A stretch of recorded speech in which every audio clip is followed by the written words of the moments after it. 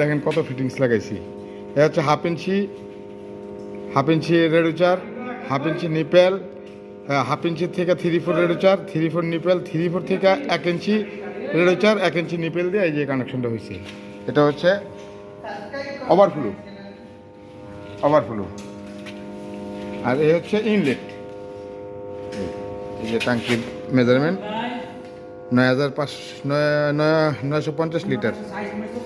হ্যাঁ, 950 লিটার করে দিলাম। বলুন একটু ভাই, একটু করে দাও ভাই, এখন করে দিলাম।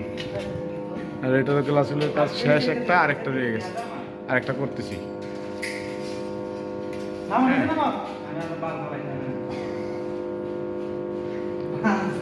একটার কাজ অলরেডি শেষ।